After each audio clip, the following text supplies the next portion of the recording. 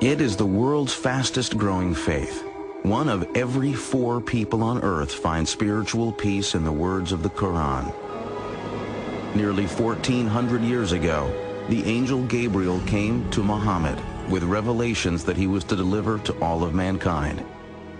He spent the rest of his life communicating God's message and setting an example for how each human being should live.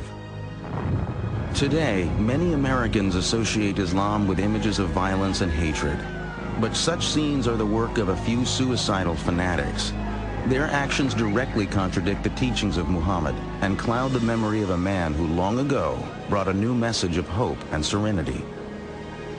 It is not possible to conclude that the Prophet is a man of hate. The Prophet of Islam is without doubt the most misunderstood major aspect of the Islamic religion. Who was this man who founded Islam and brought spiritual comfort to so many? Muhammad is often thought to be worshipped as Jesus is worshipped by Christians. This is absolutely and categorically not the case. He was an ordinary human being with the same emotions, the same fears, the same insecurities that we live with. Today, Muhammad's words of tolerance and peace offer many the same guidance as they have for centuries. God's messenger, the Prophet Muhammad.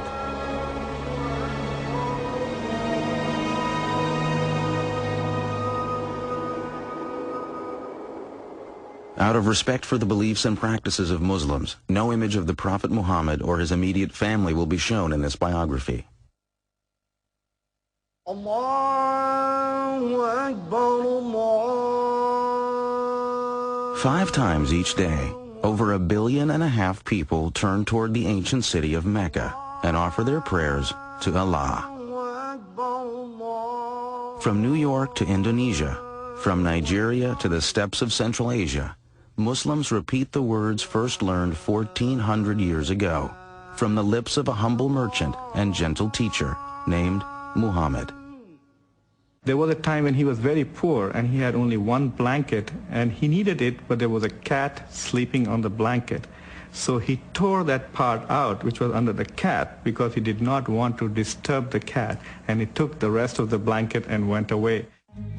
The life of Muhammad ibn Abdullah began in 570 of the Common Era. He was born in Mecca, a thriving trading community in the land that is today Saudi Arabia. No one could have known that the life of this child would become the foundation of a religion that would one day change history. At the time of Muhammad's birth, Arabia was a harsh, barren land, broken only by the occasional oasis. The Arabs who lived in this demanding world migrated from site to site, struggling to live off their flocks in the harsh desert. To survive in such a place, Arabs depended on the support of their tribe. The tribe protected them from harm, not only from the desert, but also from the endless raids and vendettas launched by other tribes. Social life in pre-Islamic Arabia was grim, and Muhammad was born into a time of violence, turmoil, and despair, not unlike our own. The basic structure of social organization was the tribe. But the desert nomads also depended on other Arabs who had gradually built small cities where they engaged in commerce. The most prosperous of these cities was Mecca, home to the young Muhammad. Muhammad was a member of a tribe called the Quraysh, who had left the nomadic life and become prosperous as caravan traders. Muhammad had been raised an orphan. By the time he was 8, he was under the care of an uncle who was head of one clan of the Quraysh tribe. As the primary tribe of Mecca, the Quraysh were also the keepers of the Arabs' holiest religious shrine, the Kaaba. Although a deity known as Allah was recognized, many other gods and goddesses were also worshipped at the ancient Kaaba. Arabs prayed to over 300 idols that stood in and around the sacred cube-shaped structure. It had a very important social and political consequence because it was a holy place and all violence was forbidden in a 30-mile radius around the Kaaba. Trading had brought wealth to Mecca. But jealousy and constant feuds were breaking down the old tribal system. The rich were ignoring the poor.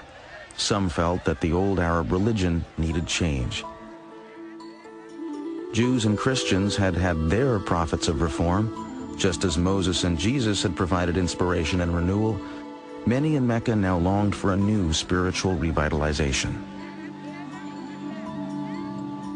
Muhammad had become a caravan manager in his native city, leading trading trips as far away as the land that is today Syria. But he was also aware that the old values of charity and community were breaking down in Mecca. Muhammad was deeply respectful of the religion of his ancestors. He was a frequent visitor to the Kaaba and attempted to lead a life of fairness and respect for all. We don't have lots and lots of information about the Prophet Muhammad before he was called to be a prophet, but that information which the tradition has passed down indicates somebody who was, on the one hand, very good at what he did, a caravan manager. His nickname, among other things, was Al-Amin, the trustworthy person. He was very soon known as the righteous one because he was known for being a fair kind of man, a man who was concerned with social issues. As well as somebody who was efficient. He was seen as somebody who had strong leadership qualities. He was